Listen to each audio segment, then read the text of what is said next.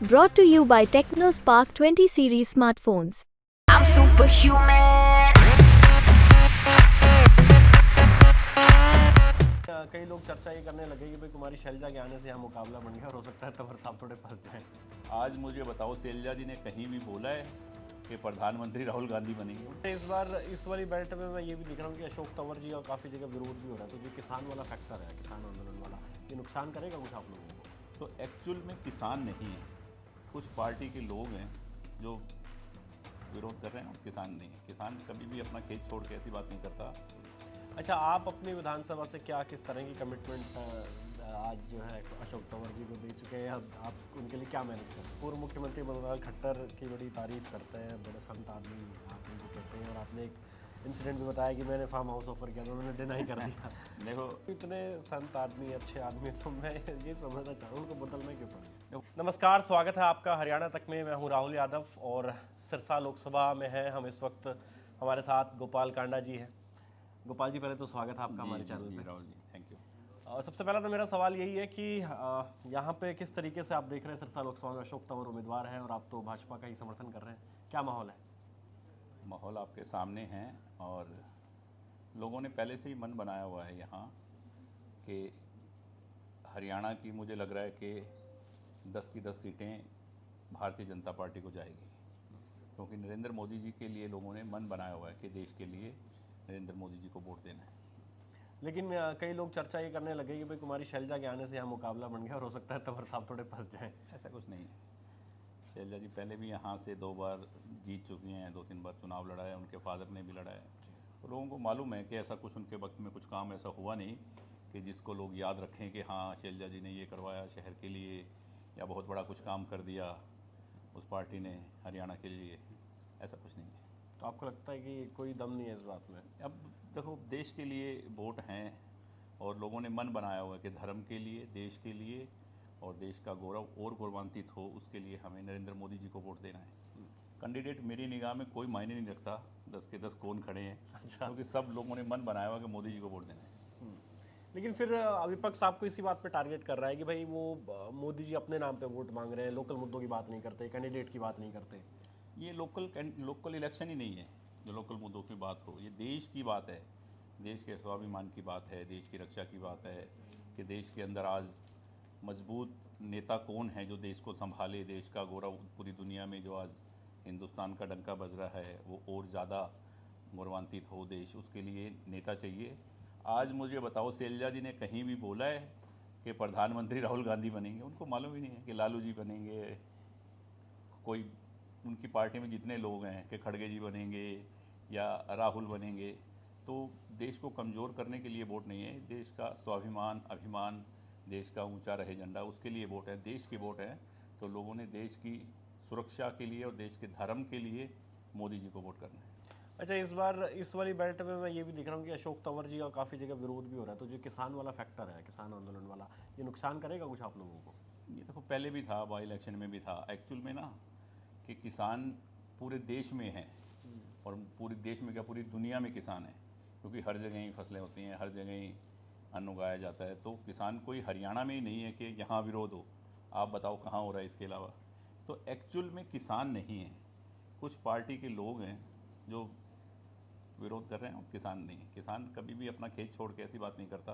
अपनी बात, उसमें उसकी कुछ कमियां, उसमें सरकार में कुछ कमियां हो तो वो बोल सकता है, कह सकता है, और सरकार सुनने के लिए तैयार है। हमेशा किसान की बात सरकार ने सुनी भी है। अच्छा, आप अपनी विधानसभा से क्या किस तरह की कमिटमेंट आज जो है अशोक तंवर जी को दे चुके हैं, आप उनके लिए क्या मेहनत कर रहे हैं? देखो, सिरसा की बात है, मैं सिरसा से जी। एमएलए हूँ। सिरसा से पहले बात करने की बात नहीं है कि ये होगा वो होगा। रिजल्ट आने पे आप देख लेना कि सिरसा के वोट कैसे नरेंद्र मोदी जी की झोली में जाएंगे, कैसे लोग भारतीय जनता पार्टी को वोट देंगे, वो आपके सामने होगा। बहुत भारी बहुमत से जीत होगी। और एलनाबाद में? देखो, मेरी ड्यूटी जहाँ जहाँ लगी हुई है, अभी मैं कालांवाली जा रहा हूँ, कालांवाली है, सिरसा है, रानियाँ हैं, जहाँ जहाँ मुझे भेजा है, एलनाबाद भेजेंगे, एलनाबाद जहाँ भी मुझे ड्यूटी लगाएंगे, जहाँ मेरा रिलेशन है, जो है, जहाँ मैं लोगों तक मैसेज पहुँचा सकता हूँ, ना जा पाया जहाँ भी, वहाँ से वोट आएंगे। और लोगों ने मन भी बनाया हुआ है कि अच्छा, आप पूर्व मुख्यमंत्री मनोहर खट्टर की बड़ी तारीफ करते हैं, बड़े संत आदमी आप उनको कहते हैं, और आपने एक इंसिडेंट भी बताया कि मैंने फार्म हाउस ऑफर किया तो उन्होंने डिनाई कर दिया। देखो, सच्चाई है कि मैं सभी मुख्यमंत्रियों को जानता हूँ बहुत नज़दीक से, जी और इस देश को, इस राष्ट्र को समर्पित कुछ ही लोग हैं। योगी जी हैं, मोदी जी हैं, खट्टर साहब हैं। उनको अपने लिए कुछ नहीं चाहिए, वो सिर्फ़ और सिर्फ देश के लिए, प्रदेश के लिए लगे हुए लोग हैं। तो उनमें से एक माननीय मनोहर लाल जी हैं। तो मैं तो हमेशा उनके आगे जो बात रखी, काम की, उन्होंने पूरा किया। नहीं, तो इतने संत आदमी, अच्छे आदमी, तो मैं ये समझना चाह रहा हूँ उनको बदलना क्यों पड़ गया? देखो, ये ऊपर के डिसीजन हैं केंद्र के, इसमें हमारी बात कहाँ होती है कि कहाँ चलती है कि किसको बदलो किसको ना बदलो। जो नए मुख्यमंत्री आए नायब सैनी, उनका आपको लगता है कि फ़ायदा मिल रहा है भाजपा को, उनको चेहरा बनाया गया और एक ओबीसी की जो बात कही जा रही है? देखो, ओबीसी की बात तो पूरे देश में कही जा रही है, और एक उस कास्ट के व्यक्ति को एक इतना सम्मान देना सारी कास्टों के लिए ही कि बीजेपी एक आम वर्कर को, आम नेता को भी उस जगह बिठा सकती है सीट्स पे, तो एक अच्छा मैसेज तो है ही। लेकिन कई लोग तो यूँ भी कह रहे हैं कि भाई चलो नायब सैनी जी सीएम बन गए, लेकिन सुपर सीएम तो मनोहर लाल जी है। देखो, अभी वो संभाल रहे थे 9.5 सालों से, तो उनके संरक्षण में वो, क्योंकि उनके साथ पहले भी रहे हैं, तो उनके उनके उस आदेश पे, उनके संरक्षण में तो हैं ही वो। पूरा प्रदेश ही है, आज सभी उनको मानते हैं, सभी उनकी रिस्पेक्ट करते हैं। तो अब तो उनका सीएम हाउस भी चला गया, अब तो कह दीजिए ले लो फार्म हाउस, क्या दिक्कत है? देखो, मैंने उनको फार्म हाउस के लिए नहीं कहा था, मैंने एक सोच बताई थी जी।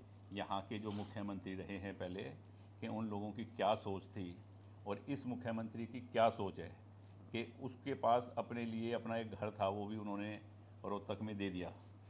तो वो एक दिन बात चली कि कहाँ रहेंगे, तो उन्होंने कहा भी अपना कहाँ ठिकाना, कहाँ रहना है, किसके लिए करना है, देश के लिए करना है, जहाँ रखेंगे वहाँ रहेंगे। तो एक ऐसी सोच के व्यक्ति बहुत कम है। अच्छा, आपने हुड्डा साहब की सरकार में भी उनके साथ भी काम किया, बड़े अच्छे संबंध रहे उनके, और आपके दोस्त दान सिंह भी इस बार जो है लोकसभा चुनाव लड़ रहे हैं वो भी। तो पहला तो मेरा सवाल ये है कि हुड्डा साहब ने भी पूरा जोर लगा रखा है अपने बेटे के लिए भी, और वो तो कह रहे हैं कि सत्ता परिवर्तन कर देंगे। और दूसरा, आपके दोस्त दान सिंह के बारे में बताइए कि उनका क्या लगता है, आपको मुकाबला कैसा रहेगा? देखो, दोस्त तो मेरा दान सिंह से ऐसा कोई रिलेशन नहीं है, कोई बिजनेस नहीं है, कोई रिश्तेदारी नहीं है, और ना ही हुड्डा साहब के साथ है। वो टाइम की वक्त की बात थी, 2009 में बीजेपी की सिर्फ 4 सीटें थी, तो हम 7 इंडिपेंडेंट जीते थे। सभी का मन ये था कि चौटाला के साथ ना जाके और हुड्डा के साथ जाएंगे, तो वो इसलिए हमने सभी ने उनको समर्थन किया था, और कुछ ऐसा कुछ नहीं है। अच्छा, ये जो अभी रिसेंट इंसिडेंट हुआ गोपाल जी, इसको कैसे देखते हैं आप? ये जो निर्दलीय विधायकों ने समर्थन वापस लिया 3 ने, और अब विपक्ष मांग कर रहा है कि सरकार अल्पमत में है, या तो बहुमत साबित करो या फिर कुर्सी खाली करो। एक्चुअल में क्या है कि मुझे लगता नहीं कि बहुमत की दोबारा ज़रूरत है। 6 महीने के बाद, 6 महीने से पहले फ्लोर टेस्ट नहीं होता, हाँ जो मेरी समझ में, तो वो एक दफ़ा हो चुका है। जी। और निर्दलीय अभी तक उन्होंने कुछ, मेरे ख्याल स्पीकर को तो लिख के दिया नहीं कि हमने छोड़ दिया है, पर वो हुड्डा साहब के पास चले गए तीनों।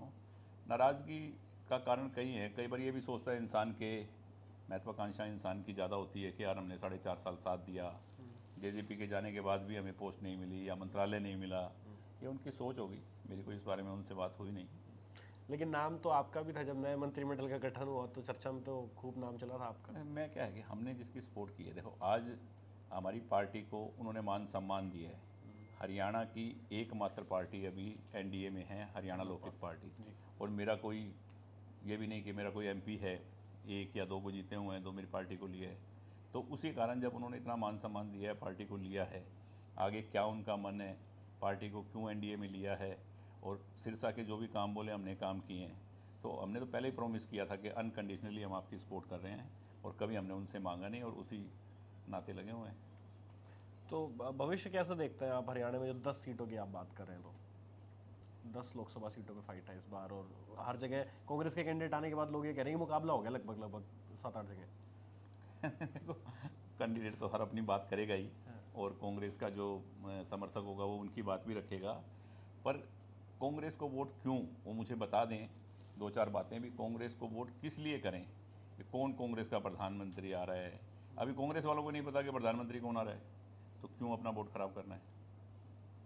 आपको लगता है कि उनके पास विजन नहीं है? विजन है ही नहीं। आज देश के लिए वोट हैं, और देश में मुझे नहीं लगता कि मोदी जी से बड़ा कोई चेहरा, कोई देश को संभालने वाला नेता ऐसा होगा, क्योंकि उन्होंने आज 500 वर्षों से जिसका इंतज़ार कर रहे थे राम मंदिर का, ऐसे युगों में कोई इंसान पैदा होता है तो उसका समर्थन करना चाहिए।